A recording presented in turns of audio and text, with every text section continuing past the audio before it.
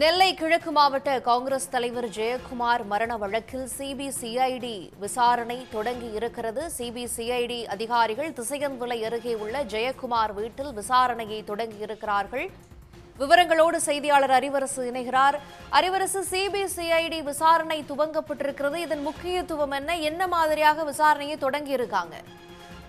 கிழக்கு மாவட்ட காங்கிரஸ் தலைவராக இருந்த KPK ஜெயக்குமார் கடந்த 4ஆம் தேதி அவரது சொந்த ஊரான கரிச்சித்துப்புதூரில் எரிந்த நிலையில் உடல் எடுக்கப்பட்டது. இந்த நிலையில் இந்த வழக்கு சம்பந்தமாக அவர் தனது மரண வாக்குமூலத்தை இரண்டு கடிதங்களாக எழுதி வைத்திருந்தார்.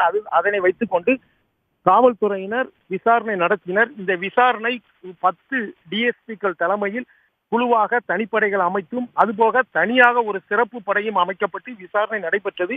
என்றாலும் அவர் தனது அந்த மரண வாக்குமூலம் என்ற கடிதத்தில் குறிப்பிட்டிருந்த 36 பேருடன் விசாரணை நடத்தப்பட்டது. முக்கிய அரசியல் கட்சி தலைவர்களான தங்கபாலு மற்றும் ரூபி மனோகரன் ஆகியோரிடமும் இந்த விசாரணை நடைபெற்றிருந்த நிலையில் 60க்கும் மேற்பட்டவருடன் விசாரணை நடந்தது.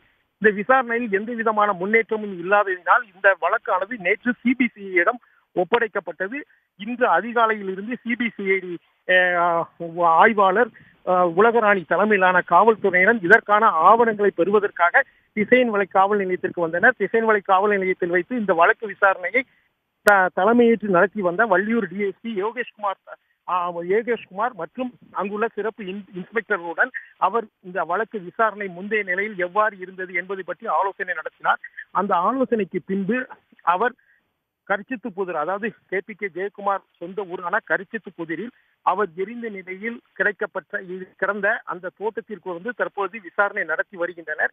இதற்கு முன்னதாக கடந்த 20 நாட்களாக இந்த வழக்கு எந்த விதமாக போய்கொண்டிருந்தது என்பது பற்றியும் அவர்கள் இதற்கு முன் விசாரணை நடத்திய அதிகாரிகளிடம் அவர் விசாரணை நடத்தி கொண்டு இருக்கிறார்கள்.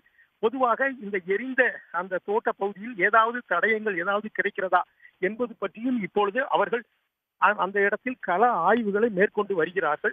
இதற்காக விசாரணை அதிகாரி உலகராணி தலைமையில் இங்கு ஏராளமான CBCID உடைய காவல்துறையினரும் தற்பொழுது இந்த களப்பணியில் ஈடுபட்டுள்ளனர்.